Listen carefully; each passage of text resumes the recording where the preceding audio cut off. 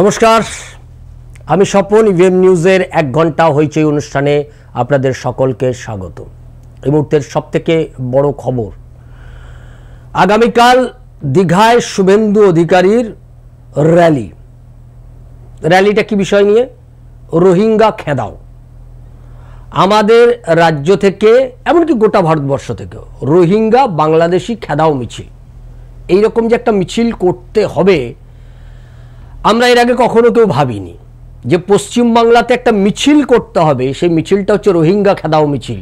সেই মিছিলটা হবে বাংলাদেশি মুসলমান খেদাও মিছিল। এদেরকে তাড়াতে হবে। এদেরকে তাড়াতে হবে কেন? এদেরকে তাড়াতে হবে নিজেদের স্বার্থে। এদের তাড়াতে হবে কেন?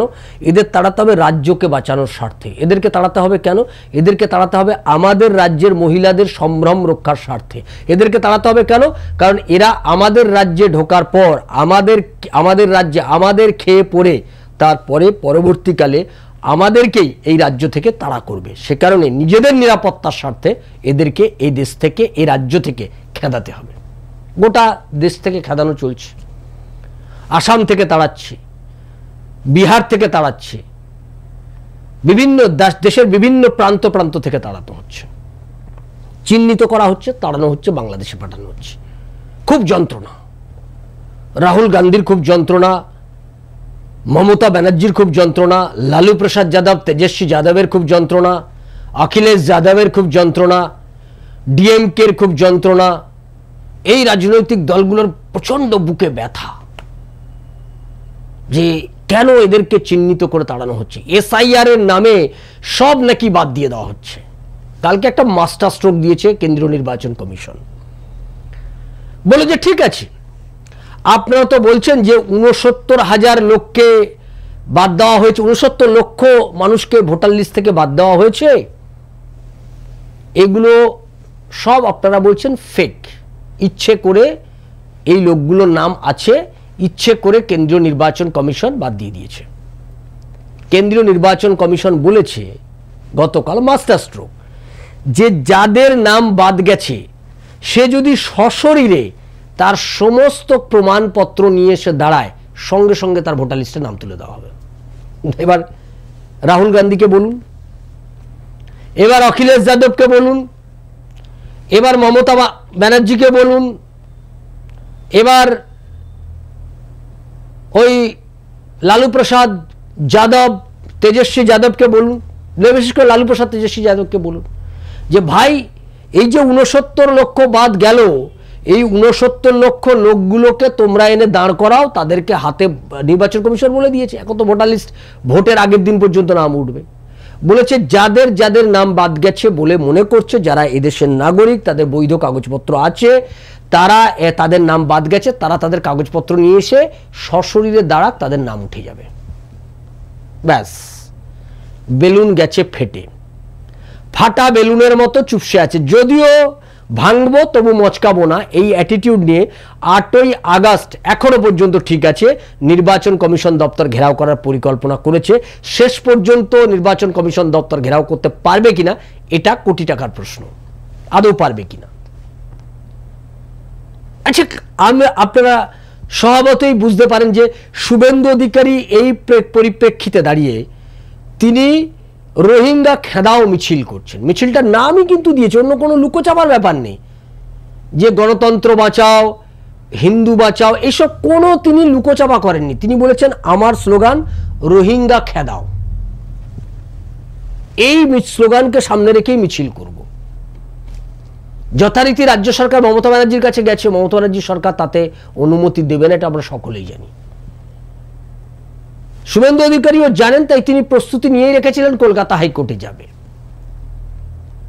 এইবারে আমি নজর দিতে বলবো আমার সব দর্শক বন্ধুদের, এই কথাটাকে আপনারা সর্বোচ্চ গুরুত্ব দিন এবং এই কথাটা নিয়ে আপনারাও ভাবুন।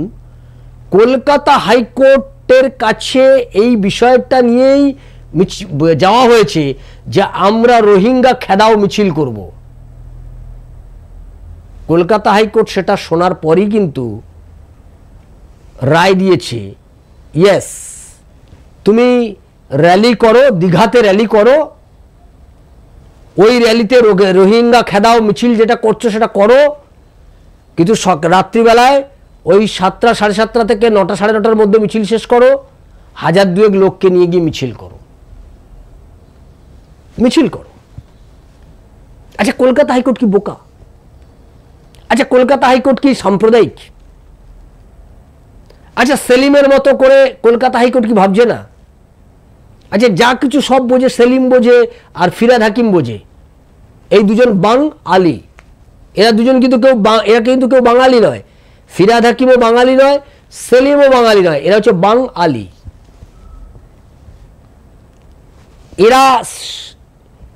এরাই একমাত্র ঠেকা নিয়ে রেখেছে সেকুলারিজমের।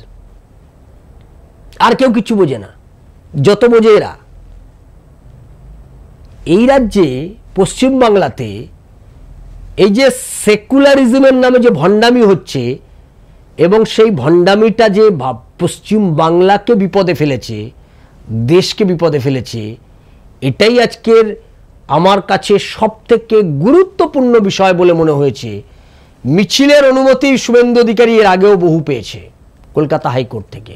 বিরোধী দলনেতা মিছিল করবে, সেটা কলকাতা হাইকোর্ট থেকে অনুমতি নিয়ে মিছিল করতে হয়। ছি!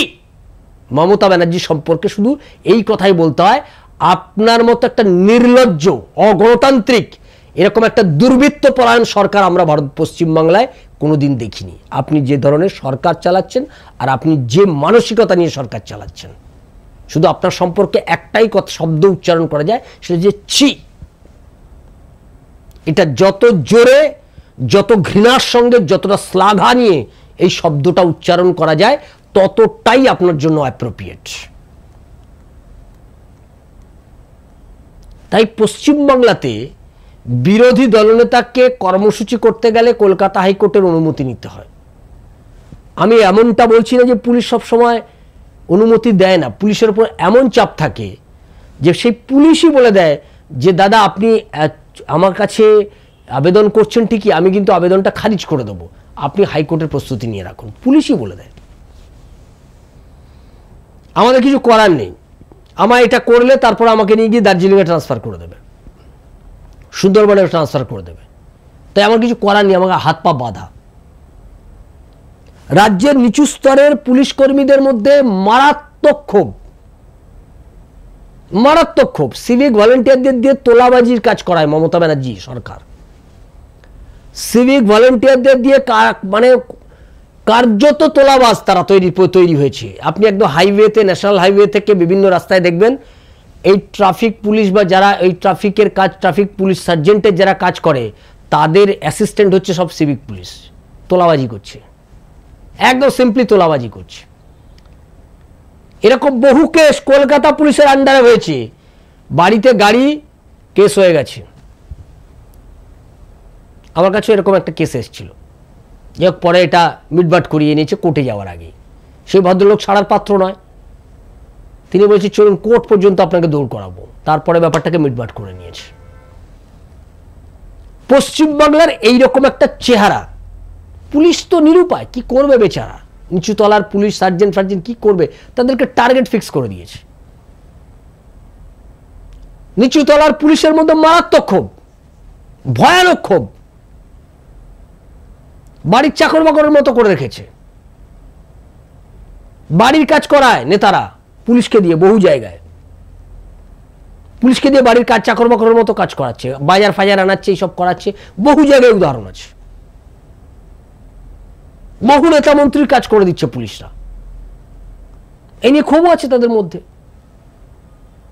নেতার বউকে পাহারা দিতে হচ্ছে, নেতার মেয়েকে পাহারা দিতে হয়, নেতা থাকে না, সেই নিয়ে পুলিশ মহলে ক্ষোভ আছে মারাত্মক। কোন নেতার নাম বলছি না, যেদিন কেউ চ্যালেঞ্জ করবে একদম জামা কাপড় সেদিন খুলে দেওয়া হবে। যারা সেই নেতার বউ আর মেয়েকে পাহারা দিচ্ছে তারাই এসে বলে গেছে। মারাত্মক ক্ষোভ, ভয়ানক ক্ষোভ পুলিশের মধ্যে। রাজ্যের এই চেহারার মধ্যে দাঁড়িয়ে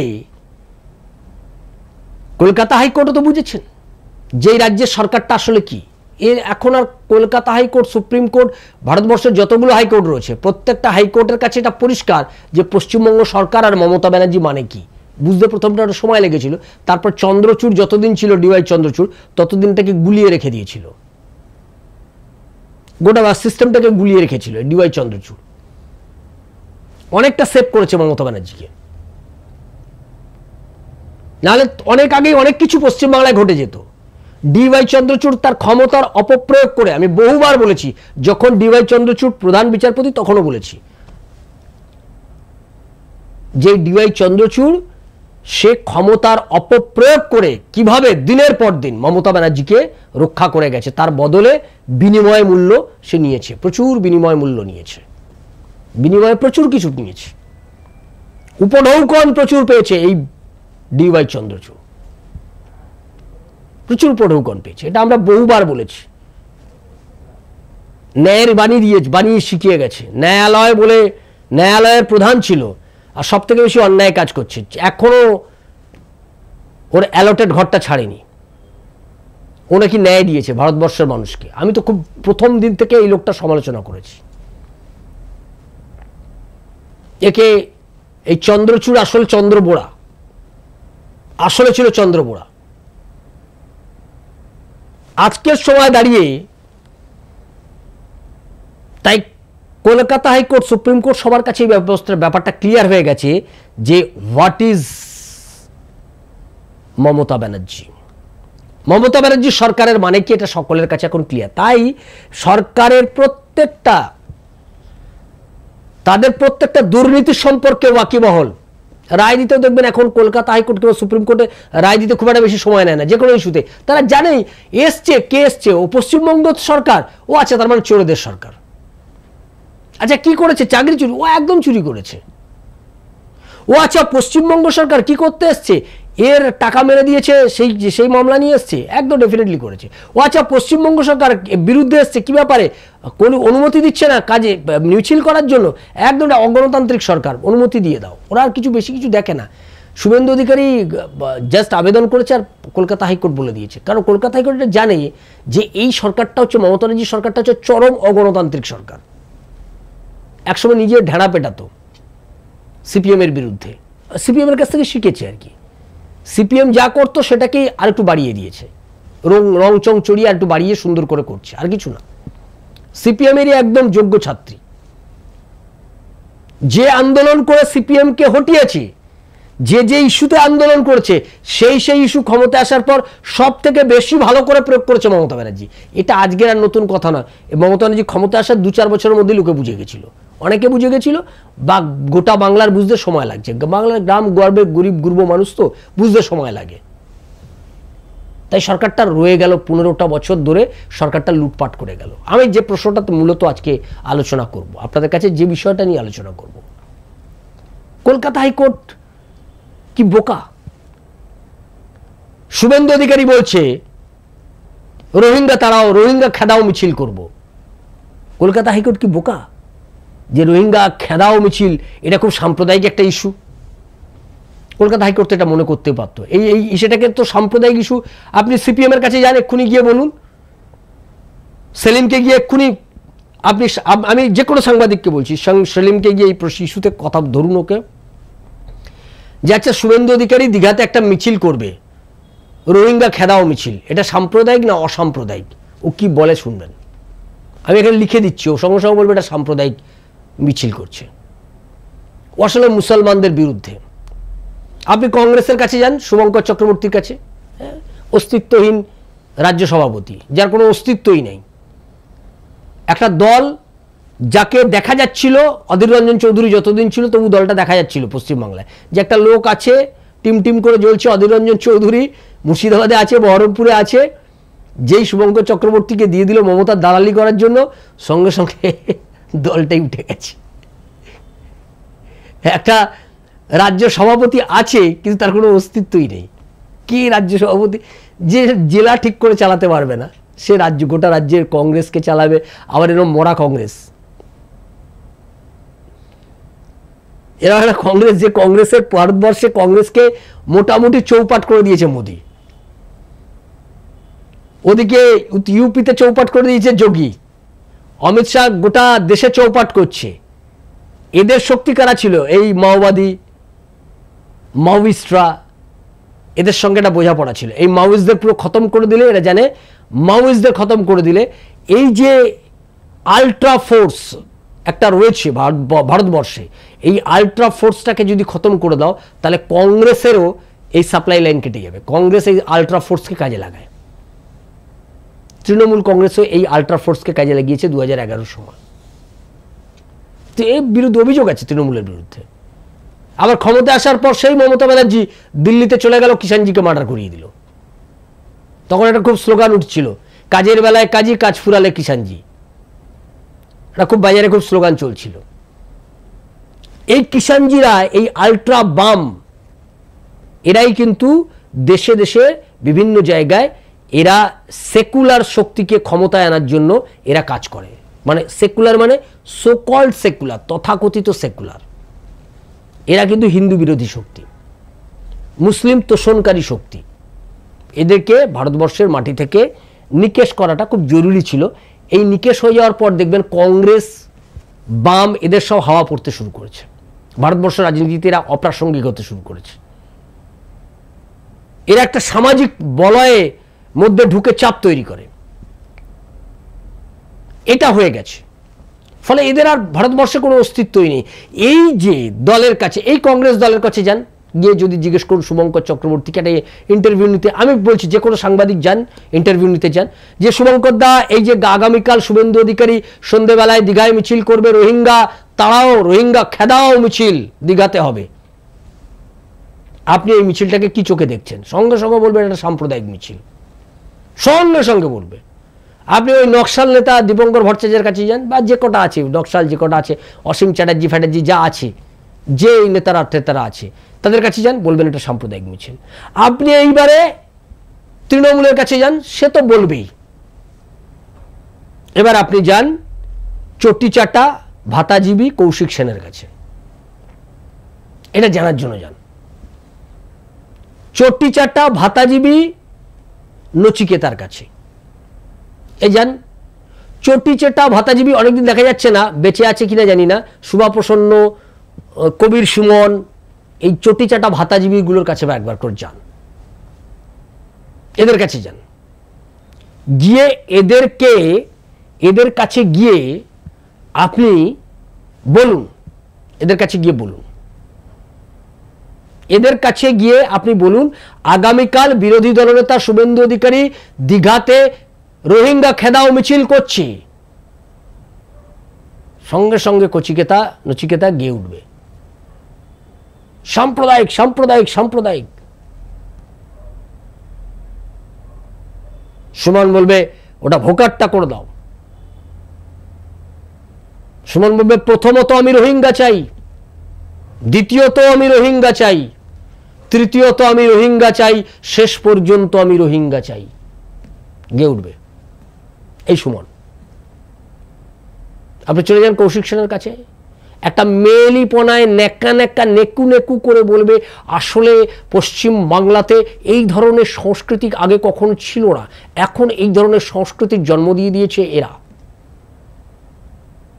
একটা নেকা চৈতন্য মেয়েলিপনা করে এই লোকটি বলবে। এরপর অমর্ত্য সেনের কাছে যান, বুড়ো খুড়ো, নালন্দা বিশ্ববিদ্যালয়ের কত টাকা মেরে দিয়ে এসছে, বিশ্বভারতীর ওইটুকু জমি চুরি করার জন্য মমতা ব্যানার্জির হয়ে কথা বলে, দালালি করে, বাঙালি বাঙালি করছে, নিজের বাঙালি বউকে তাড়িয়ে দিয়ে কতগুলো যে বিদেশি বউ বিয়ে করেছে তার ঠিক নেই, বাঙালি বউটাকে তাড়িয়েছে, বাঙালি বাঙালি করছে। সারা জীবন ভারতবর্ষে ছিল না, সারা জীবন পশ্চিমবাংলায় ছিল না, এদেশ থেকে পালিয়ে গেছিল।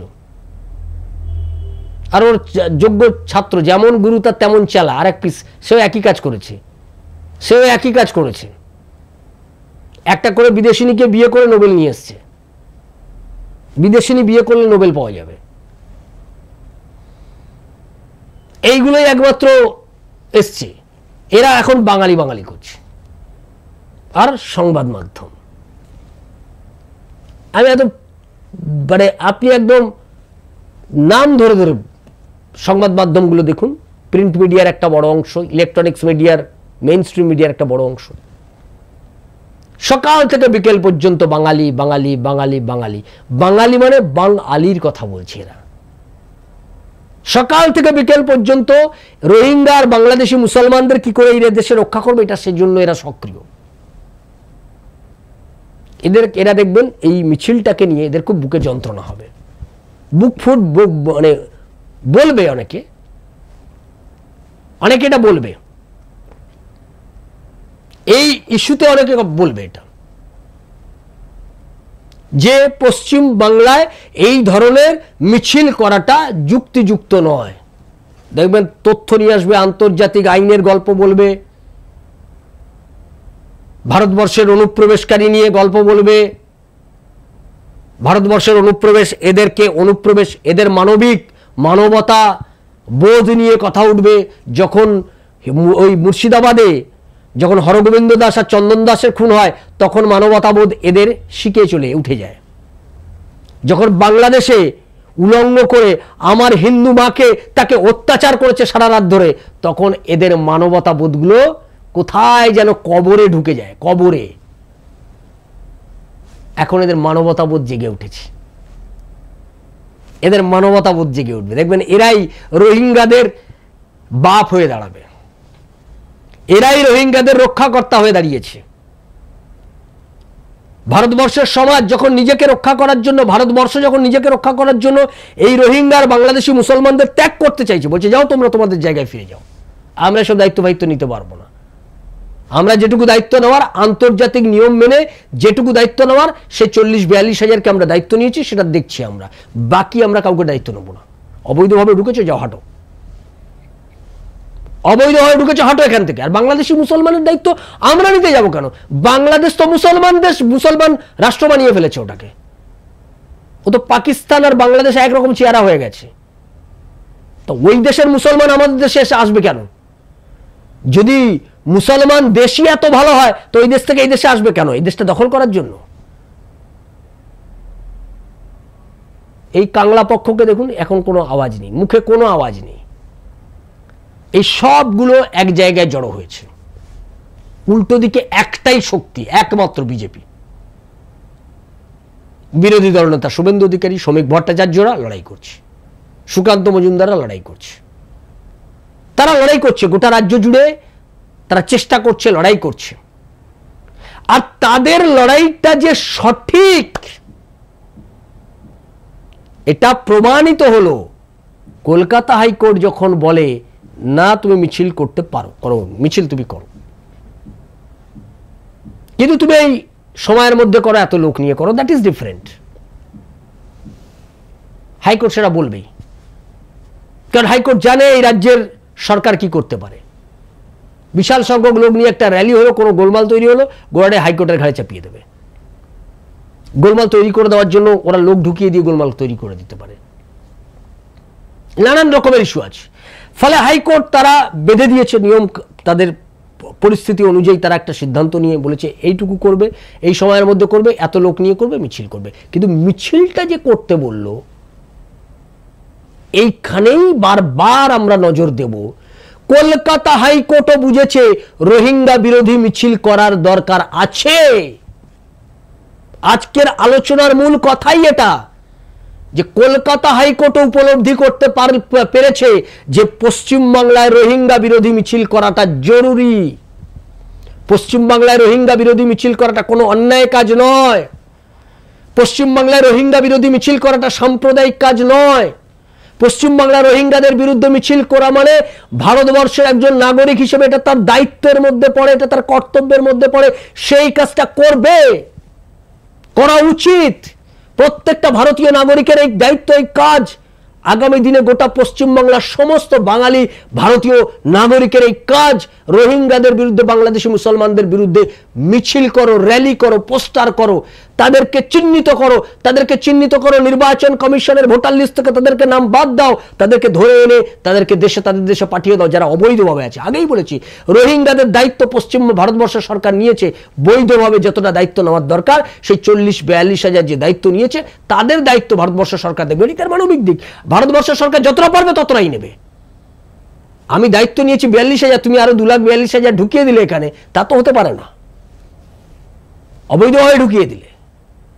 বলছে বর্ডার কি করছে, মহুয়া মৈত্র এই সমস্ত লোকজন বলে এরা প্রশ্ন করে, এদের প্রশ্ন করারই অধিকার নেই, যাদের জীবনী প্রশ্নে ভরা, যাদের প্রত্যেকটা পদক্ষেপে অন্যায়, ভুল, মিথ্যাচার, নানান রকমের কেচ্ছা, কেলেঙ্কারি, টাকার বিনিময়ে প্রশ্ন তোলা, সংসদে গিয়ে, এই যার জীবন, আর বাকি জীবন, ব্যক্তিগত জীবন সম্পর্কে নাইবা বললাম, রাজ্যের গোটা, তারা যখন কোনো নৈতিকতার বিষয় নিয়ে প্রশ্ন তোলে না, খুব লজ্জা হয়, ঘৃণা হয়, লজ্জা হয় এদের সম্পর্কে।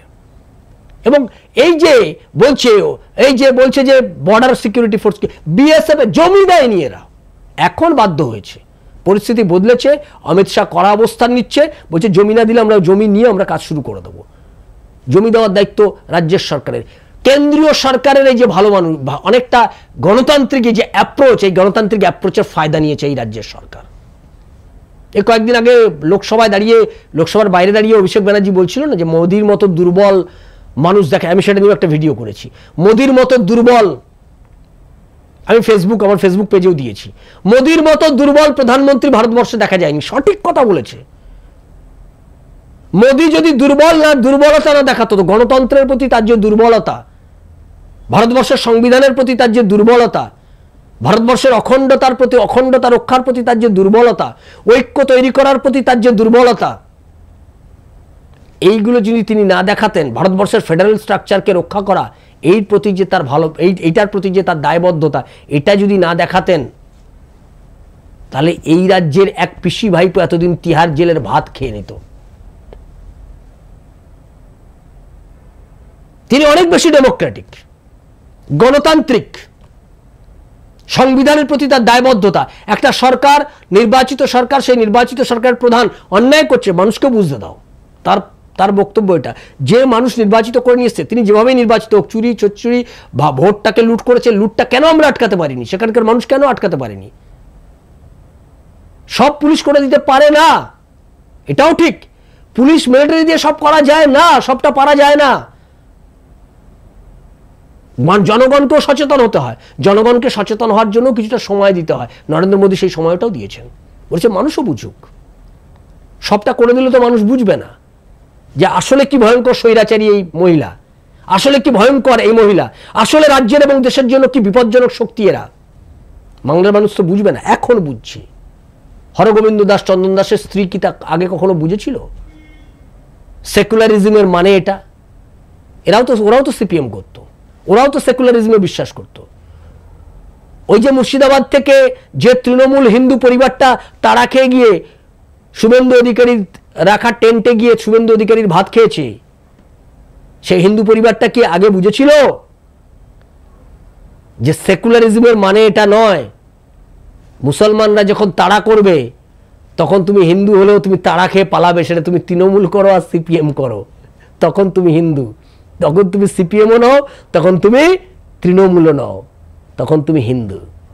কিন্তু মুসলিমদের উল্টো যখন ঘটনাটা ঘটবে, তখন তারা এক কাট্টা।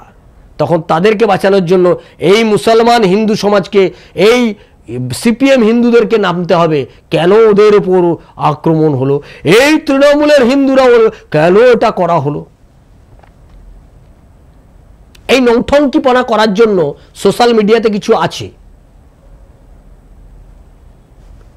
টুইটারে দেখবেন, এক্স হ্যান্ডেলে কিছু লোক আছে, সকাল থেকে বিকেল পর্যন্ত একদম পুরো বেল্টে বাঁধা মমতা ব্যানার্জির পোষ্যর মতো ঘেউ ঘেউ ঘেউ ঘেউ ঘেউ ঘেউ করেই চলেছে। ফেসবুকে দেখবেন আছে, এই জেলখাটা একটা আসামি আছে, সকাল বিকেল কোনো কাজ নেই, একবার টুইটার, একবার এক্স হ্যান্ডেল, আর মাঝে মধ্যে এখানে সেখানে সারাক্ষণ ঘেউ ঘেউ করে চলেছে। এখন বলছে মিঠুন চক্রবর্তী সারদার টাকা খেয়েছে, এই সব টাকা অনেক নাকি চিটফান্ডের সঙ্গে যুক্ত ছিল। তা তুমি ভাই যখন জেলে ছিলে, তখন তুমি কার নাম বলতে? তখন তো কোনোদিন শুনিনি মিঠুনের নাম বলতে। তখন তো পুলিশ ওই থাবড়ে থাবড়ে তোমায় নিয়ে যেত, তোমায় থাবড়াতো না, গাড়িটা থাবড়াতো। তা তখন তো কোনোদিন মিঠুন চক্রবর্তীর নাম শুনিনি। এখন জেল থেকে বেরিয়ে চটি চাটতে চাটতে জিভটা এমন হয়ে গেছে যে এখন আর ওই চটি চাটার নাম বেরোচ্ছে না, এখন মিঠুন চক্রবর্তীর নাম বেরোচ্ছে। তুমি যে মাল কি জিনিস সকলে জানে, তুমি মাল কি গুরু, তুমি গুরু কি মাল কি পয়মাল, গোটা পশ্চিমবাংলার মানুষ জানে। পশ্চিমবাংলায় যেদিন পরিবর্তন হবে, তুমি ভাবছো কি ঘোষের হাত ধরে তুমি বেঁচে যাবে? তুমি ঘোষ আর ঘষে ঘষে ঘষাঘষি করে বাজবে মানে তোমাকে কেউ অন্য কোনো কিছু নয়। তোমার গণতান্ত্রিকভাবে তোমাকে মানুষ মোকাবিলা করবে, অন্য কিছু ভাবার দরকার নেই। এক্ষুনি আবার কাঁদতে কাঁদতে চলে যাবে লালবাজারে, আমার নামে গিয়ে রিপোর্ট করবে। এর আগে একবার লালবাজারে আমাকে ডাকিয়েছিল এইটাই এই জেলখাটা আসামিটাই, 2 দিন ধরে বসিয়ে রেখেছিল। এক্ষুনি কাঁদতে কাঁদতে যাবে, বলবে এই দেখো আমাকে থ্রেট করেছে। ও তো অনেক চামচা বেলচা আছে, তারা ফলো রাখে, তারা ওটা বলবে, দেখাবে, তাও গিয়ে কান্নাকাটি করবে, আবার লালবাজারে ডাকবে। তাই বলে দিলাম গণতান্ত্রিকভাবে মোকাবিলা হবে, অন্য কোনো কিছু নয়। যা হবে গণতান্ত্রিকভাবে মোকাবিলা করা হবে, ঘষে ঘষে ঘষেক্ষয় হবে না, ঘষে ঘষে পাপক্ষয় হবে না, এটা মাথায় রাখবেন। ফলে পশ্চিমবাংলাতে আজকের যে রাজনৈতিক পরিস্থিতি তৈরি হয়ে গেছে, যে রাজনৈতিক বাতাবরণ তৈরি হয়ে গেছে, সেই রাজনৈতিক বাতাবরণে পশ্চিমবাংলার একদল লোক আছে যারা বাংলাটাকে ধ্বংস করতে চায়। এই গৌতম দেবও মাঝে মধ্যে আগে হুমকি মারত। গৌতম দেব মানে তৃণমূলের না, সিপিএম এর গৌতম দেব। এই গৌতম দেব আগে মাঝে মধ্যে হুমকি মারত। কি হুমকি মারত? বাংলা আমরা ভাগ করবো, বাংলা আমরা অন্য ভাববো, আমরা যদি সেরকম হচ্ছে এরপর আমরাও ভাববো আলাদা রাজ্যের কথা, আমরা ভাবতে আলাদা, আমাদের পশ্চিম ভারতবর্ষ থেকে বেরিয়ে যাওয়ার কথা আমাদের ভাবতে হবে। এসব করলে বাঙালিরা কিন্তু ভারতবর্ষ থেকে বেরিয়ে যাবে, এ সমস্ত এরকম করতো, বলতো, আগে ডায়ালগ মারতো, তখন ক্ষমতায় ছিল শেষের দিকে। ঠিক একই আওয়াজ কিন্তু এই তৃণমূলের কাছ থেকে পাচ্ছি শেষের দিকে, একই আওয়াজ, বাংলা থেকে বেরিয়ে যাব, আমরা আলাদা হয়ে যাব, এই হয়ে যাব, আমরা ঢুকে যাব বাংলাদেশের সাথে মিশে যাব, এই হয়ে যাব, আমি খাকা কি ফুফা খালা এসব হয়ে যাব, তখন আমাকে ফুফা খালা বলবে সবাই, আমি তারপরে বেগম হয়ে যাব, বেগম হয়ে গিয়ে আমার সব বেগম পেগম হয়ে আমি বেগমের প্রধানমন্ত্রী হয়ে যাব, আমি প্রধানমন্ত্রী বেগম হয়ে যাব, এই সমস্ত আমার টার্গেট আছে, আমি কিন্তু করে দিতে পারি। এই হচ্ছে এখন পশ্চিমবাংলার কাছে, এটা হচ্ছে বিপদ। তাই হাইকোর্ট উপলব্ধি করেছে যে এই রোহিঙ্গা বিরোধী মিছিলটা হওয়া জরুরি, এটা নাহলে তো হাইকোর্টও বলতো যে এটা একটা সাম্প্রদায়িক স্লোগান, আপনাদের এই সাম্প্রদায়িক স্লোগানের ভিত্তিতে আপনাদের র্যালি করতে দেওয়া যাবে না। হাইকোর্ট উপলব্ধি করেছে, তারা তো সংবিধান দেখেই এইটা তারা তো সংবিধানের পাঠ নিয়ে, সংবিধানকে সামনে রেখেই তারা এই কথা বলছে। তার মানে এটা সাংবিধানিকভাবে স্বীকৃত যে রোহিঙ্গাদের বিরুদ্ধে মিছিল করতে হবে, বাংলাদেশি মুসলমানদের খেদাতে হবে, রোহিঙ্গাদের খেদাতে হবে আমাদের রাজ্য থেকে। এই কাজটা শুভেন্দু অধিকারী করছেন। পশ্চিমবাংলায় প্রথম আমরা দেখলাম রোহিঙ্গা খেদাও মিছিল আগামীকাল দীঘাতে হবে, এই প্রথম পশ্চিমবাংলাতে। আর রোহিঙ্গা খেদাও মিছিলে গোটা পশ্চিমবাংলার মানুষের কাছে এটা একটা বার্তা যাবে। রাজ্যের প্রান্তে প্রান্তে যেখানে যত রোহিঙ্গা দেখবেন, যেথায় দেখিবে ছাই উড়াইয়া দেখো তাই, পাইলেও পাইতে পারো রোহিঙ্গা ভাই, মাথায় রাখবেন এটা। যেথায় দেখিবে ছাই উড়াইয়া দেখো তাই, ছাই মানে কি? যেথায় দেখিবে ওই গোছা গোছা দাঁড়িয়ে আছে, উড়াইয়া দেখো তাই, খুঁজিয়া দেখো তাই, পাইলেও পাইতে পারো রোহিঙ্গা ভাই। রোহিঙ্গা ভাই আর মুসলমানদেরকে খুঁজে খুঁজে বের করো, মানে ওই বাংলাদেশি মুসলমান, এদেশি নয়, বাংলাদেশি মুসলমানদের খুঁজে খুঁজে বের করো, চিহ্নিত করো। আমরা আজকেই বলেছি, আমি সোশ্যাল মিডিয়াতে পোস্ট করেছি, ইভিএম নিউজের হোয়াটসঅ্যাপ নাম্বারে আপনি চিহ্নিত রোহিঙ্গাদের নাম ঠিকানা পাঠান আমাদের কাছে, ফোন নাম্বার থাকলে পাঠান আমাদের কাছে। ইভিএম নিউজের হোয়াটসঅ্যাপ নাম্বারে 7044244525 আপনারা পাঠান, আমরা নির্বাচন কমিশনকে পাঠাবো, এদের লিস্ট করে আমরা নির্বাচন কমিশনকে পাঠাবো, সর্বত্র পাঠাবো, যেখানে যেখানে পাঠানোর দরকার পাঠাবো, আপনারা পাঠান। এটা এই বাংলাকে শিশুর বাসযোগ্য করে যাব আমি, নবজাতকের কাছে আমার দৃঢ় অঙ্গীকার। এই নবজাতক যাতে এই পশ্চিমবাংলার সমস্ত নবজাতকের কাছে একটা সেফ জোন হয় পশ্চিমবাংলা, তার জন্য লড়াইটা আমাদের লড়ে যেতে হবে। মমতা ব্যানার্জি বাংলাকে নরকে পরিণত করে দিতে চায় বাংলাদেশের মতো। মমতা ব্যানার্জি বাংলাটাকে ভয়ঙ্কর পরিস্থিতির দিকে ঠেলে দিয়ে চলে যেতে চায়, কারণ ওনার 3 কাল গিয়ে 1 কাল ঠেকেছে, ওনার শেষ। ফলে ওনার আর কোনো দায়বদ্ধতা নেই, আগেও ছিল না, এখনো নেই। যা ছিল পুরোটাই নাটক, নিজের আখের গোছানোর নাটক। আখের গোছানো হয়ে গেছে, পরিবারের আখের গোছানো হয়ে গেছে। এখন শুধু বাকি পশ্চিমবাংলায় একটা বড় চোরকে তিহার জেলে ঢোকাতে হবে, এটা গোটা পশ্চিমবাংলার মানুষ দেখতে চায়। আর বাংলার মানুষ দেখতে চায় 356 জারি করো, বাংলায় জারি করো, এটা বাংলার মানুষ দেখতে চায়। রোহিঙ্গা মুক্ত করো ভোটার লিস্ট থেকে, মুসলমান বাংলাদেশি মুসলমান মুক্ত করো ভোটার লিস্ট থেকে। এই মুক্ত করে লড়াই শুরু করো। এই মুক্ত করার লড়াই শুভেন্দু অধিকারী ডাক দিয়েছেন, সেই লড়াইতে শিলমোহর দিয়েছেন। এই লড়াই গণতান্ত্রিক, এই লড়াই দেশপ্রেমিক, এই লড়াইয়ে কোথাও কোনো খাদ নেই, এই লড়াই সঠিক। তাই কলকাতা হাইকোর্টও বলেছে ইয়েস তুমি মিছিল করতে পারো। তাই আগামীকাল মিছিল হবে, এই মিছিল থেকে বার্তা যাবে গোটা রাজ্যে, গোটা দেশে, রোহিঙ্গা খেদাও মিছিল। রাজ্যের প্রান্তে প্রান্তে মিছিল উঠুক, রাজ্যের প্রান্তে প্রান্তে এরকম মিছিল তৈরি হোক, রোহিঙ্গা খেদাও মিছিল। আগামী দিনের 2026-এর বিধানসভা নির্বাচন পর্যন্ত এই আওয়াজ গোটা পশ্চিমবাংলা জুড়ে চলুক, গোটা পশ্চিমবাংলা জুড়ে উঠুক, রোহিঙ্গা খেদাও, বাংলাদেশি মুসলমান খেদাও। এই খেদাও মিছিলে আমরা সকলে থাকবো, আপনারাও থাকুন। আগামী দিনে নজর রাখুন ইভিএম নিউজের দিকে। আর ইভিএম নিউজ আপনাদেরকে বলি যে গোটা রাজ্যের সমস্ত সনাতনীদেরকে ঐক্যবদ্ধ করার জন্য আমাদের যে প্রয়াস, আপনাদের আগেই বলেছি, পিভিসি কার্ডে গীতা ভারতবর্ষে প্রথম নিয়ে এসেছি আমরা। এইরকম একটি কার্ডে স্ক্যানার আছে, দেখতে পাচ্ছেন দুদিকে দুটো স্ক্যানার, যে কোনো একটা স্ক্যানারে আপনি স্ক্যান করলেই গীতা শুনতে পাবেন, দেখতে পাবেন।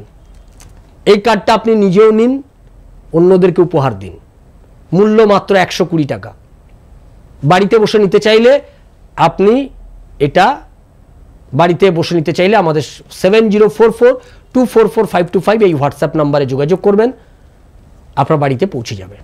এর মূল্য মাত্র 120 টাকা, আর বাড়িতে বসে নিতে চাইলে 120 টাকার সঙ্গে ডেলিভারি চার্জ যুক্ত হবে।